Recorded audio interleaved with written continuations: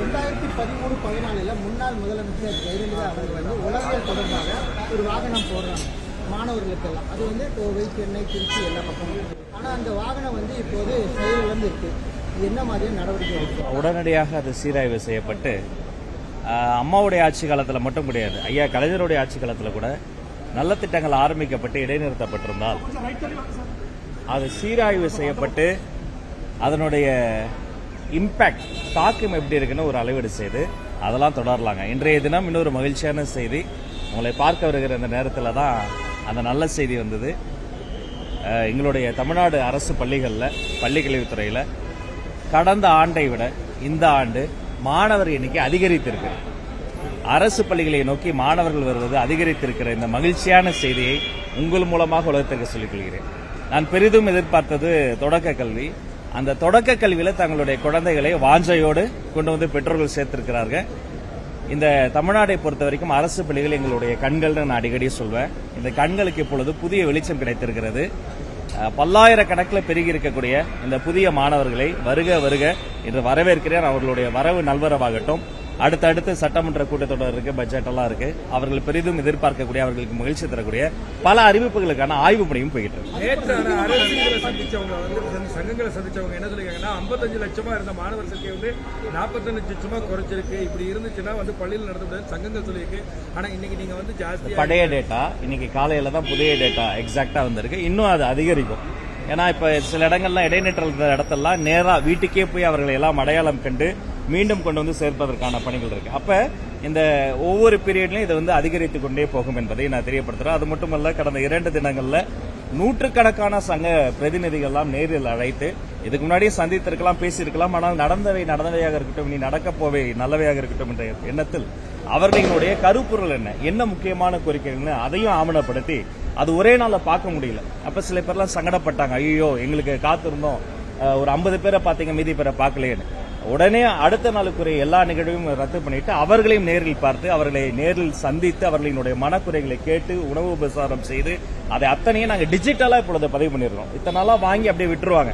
இந்த பக்கம் வாங்கறதுக்கே நேரம் பத்தது. ஆனா முதல் முறையா அதை எல்லாமே டிஜிட்டலா ஆவணப்படுத்தி இதன் மீது எடுக்கப்படுற நடவடிக்கை என்ன, அதன் சீராய்வு என்ன, போன வாரத்தை விட இந்த வாரம் என்ன நடவடிக்கை எடுத்தோம், குறைஞ்சது 2 கூட்டம் நடத்தணுமா, பினான்ஸ்ல போய் பேசுறோமா, எது நிதி பிரச்சனை, எது நிர்வாக பிரச்சனை, எது மக்கள் பிரச்சனை, எது மாணவர் பிரச்சனை. 3 விஷயம் முக்கியங்க. மாணவர்கள், பள்ளிக்கூடங்கள், ஆசிரியர்கள், இது 3 சார்ந்தத பெரும்பாலும் பிரச்சனை. 1 மாணவர்களால் பிரச்சனை அல்லது மாணவர்கள் பிரச்சனை. 2 பள்ளிக்கூடங்கள் இருக்கக்கூடிய இன்ஃப்ராஸ்ட்ரக்சர். 3 பள்ளிக்கூடம் இருக்கும், மாணவர்கள் இருக்கும், ஆனா ஆசிரியர்களுக்கு சார்ந்த பிரச்சனை. இதையெல்லாம் அடையாளம் காணப்பட்டு ஒரு திருப்திகரமான ஒரு முறையில் அனைத்து சங்க கூட்டம் நடைபெற்றது. இன்றைய தினம் மாணவர் எண்ணிக்கை அதிகரிக்க செய்தியும் வந்து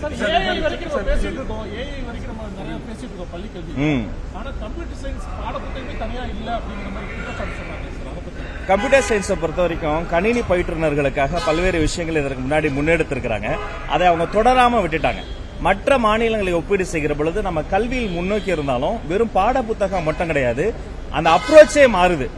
ஆர்டிபிஷியல் இன்டெலிஜென்ஸ் மட்டும் கிடையாது. ஏற்கனவே குறிப்பிட்டத மாதிரி அவர்கள் அந்த ஏஐ எப்படி பயன்படுத்துறது, ப்ராம்ப்டிங் ரொம்ப முக்கியங்க. அதை கரிக்குலம் கமிட்டியில நான் வலியுறுத்தி இருக்கிறேன். கரிக்குலம் கமிட்டி வேகமாக வேலை செய்யறாங்க. அடுத்தடுத்து 3ஆம் வகுப்பு வரைக்கும் எப்படி டெக்ஸ்ட் புக்கை நம்ம டிஸ்ட்ரிபியூட் பண்ணமோ அதே மாதிரி கம்ப்யூட்டர் சயின்ஸுக்கு தனி புக்கை எல்லாத்துக்குமே நம்ம கொண்டு வரலாம். 6th ஸ்டாண்டர்ட்ல இருந்தே கொண்டு வரலாங்கிறத நாங்க பரிசீலித்து சீக்கிரம் முடிவு சொல்லுவோம். அதை நாங்க கவனத்தில் எடுத்துக் கொண்டு இருக்கோம். எஸ், நான் இத்தனை முறை சொல்லியும் அவர்களுக்கு இந்த லீக்கேஜ்னு சொல்லப்படுற அந்த லஞ்ச லாவண்யம் ஒழித்து கட்டியும் எல்லாம் முறைப்படி இருந்தாதான் சான்று, நீங்க முறை தவறி எதுக்குமே யாருக்குமே ₹1 தர வேண்டாம்னு சொல்லியும் அப்படி பல கோடி ரூபாய் லஞ்சம் வாங்குவதற்கு உறுதுணையாக இருந்த திமுகவினுடைய மாநில பதவியில் இருந்த இடைத்தரகர்லாம் கைது செய்தோம். இனி ₹1 கூட யாரும் லஞ்சம் தராதீங்கன்னு சொல்லியும் அதற்கு பதிலாக ஃபீஸை டிரான்ஸ்பரண்டா போடுங்கன்னு சொல்லியும் நிறைய இடங்கள்ல இருந்து அப்படி செய்யலன்ற தகவல் வந்தது. அதனால மாண்புமிகு முதல்வர் அவர்கள் அனுமதி பெற்று இதை கண்காணிக்க ஓய்வு பெற்ற நீதிபதி உட்பட கல்வியாளர்களெல்லாம் சேர்த்து இந்த ஃபீஸை கண்காணிப்பதற்காக ஃபீஸ் ஸ்ட்ரக்சர் ஒழுங்கா ஃபாலோ பண்ணுறதுக்காக ஒரு சிறப்பு கமிட்டி அமைக்கப்படும் என்பதையும் இந்த மூலமாக தெரியும். கழிவறைகள் சுத்தமா இல்லங்கிறங்காட்டி வந்து பள்ளிகளில் மாணவர் சேர்க்கை குறைவா இருக்குது அப்படின்னு சொல்லிட்டு ஆசிரியர் சங்கங்கள் புகார் தெரிவிச்சிருக்கு. அதுக்கான நடவடிக்கைகள் என்ன பண்ணணும்? நிச்சயமாங்க, கழிப்பறைகள் இது நம்ம வெறுமனே கழிப்பறைகள் கட்டுவதோடு முடிவதில்லை. கழிப்பறைகளை மெயின்டைன் பண்ணணும். நானே முதல் கையில் 70 கோடி கழிப்பறைகளுக்கு தான் போட்டேன். என்ன ப்ராப்ளம்னா அடுத்த மாசம் அதை சரியா மெயின்டைன் பண்ண முடியல.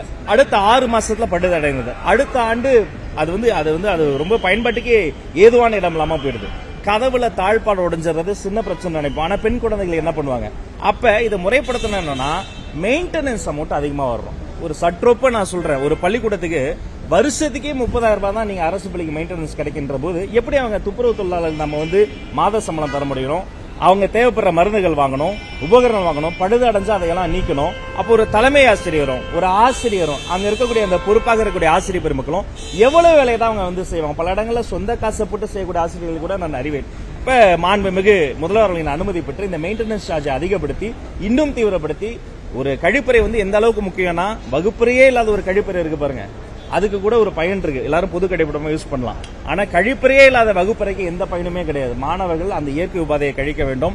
அதற்குண்டான அறிவிப்பு விரைவில் வருங்கிறது தெரியும். நன்றி. கர்நாடக முதல்வரை நேரில் போய் பார்க்கக்கூடிய ஒரு சூழல், அந்த மாதிரியான பேச்சுக்கள் போயிட்டு இருக்க சமயத்தில் ஜனநாயகன் படத்தை நேரடியாக வந்து விஜயசேனா அப்படிங்கிற கட்சியை சேர்ந்தவர்கள் முதல்வரோட புகைப்படத்தை எரிக்கிறது போன்ற போராட்டங்கள் ஈடுபடுறாங்க. கொஞ்சம் சென்சிட்டிவா போயிட்டு இருக்கு. ரெண்டு விஷயங்க. மாண்புமிகு தமிழ்நாடு முதல்வர் சி ஜோசப் விஜய் அவர்கள் எங்கு கலந்து கொள்வார், என்ன செய்வார் என்பதை அவருடைய அலுவலகம் அவரே அறிவிப்பார். வேறு யாரும் சொல்வதும் உறுதி செய்த தகவல் கிடையாது. உறுதி செய்யாத ஸ்பெகுலேஷன் குறித்து நம்ம கருத்து சொல்லணும். ரெண்டாவது, இது இரு மாநில சம்பந்தப்பட்ட ஒரு சென்சிட்டிவான ப்ராப்ளம். ஒரு திரைப்படத்தை குறித்து அந்த திரைப்படத்தினுடைய ப்ரொடியூசர் இருக்காரு, அந்த திரைப்படத்தினுடைய கலைஞர் இருக்காங்க, அவங்க பேசுவாங்க. நான் பள்ளிக்கல்வித்துறை சார்பாக 2 நாட்கள் பல நிகழ்ச்சிகள் வைத்திருக்கிறேன். அதனால வேறொரு சந்தர்ப்பத்தை பற்றி பேசுவோம். இது சென்சிட்டிவ் ப்ராப்ளம். இதுல நம்ம வந்து அவசரப்பட்டு ஒரு விஷயத்தை நம்ம சொல்லி எந்த மாநில மக்களையும் காயப்படுத்த கூடாது. முதல்வர் எங்க போறாரா இல்லையாங்கிறது முதல்வரே அறிவிப்பார். நன்றி. நேற்று சொல்லிட்டேன், எந்த செய்தியாளரையும் தாக்குறது, நான் செய்தியாளர்களுடைய அமைச்சர், என்னுடைய டிபார்ட்மெண்ட், அவங்க எந்த கட்சியா இருந்தாலும் என் சொந்த கட்சியாக இருந்தாலுமே அவர்கள் மீது தாக்குதலோ அல்லது வந்து அவங்க மீது வன்முறையோ பிரயோகிப்பதை எல்லளவும் ஏற்றுக்கொள்ள முடியாது. அந்த உண்மைத்தன்மையை விசாரிக்க சொல்லியிருக்கிறேன். அதன் பிறகு கட்சி ரீதியாக அவர்கள் மீது நடவடிக்கை எடுக்கும்.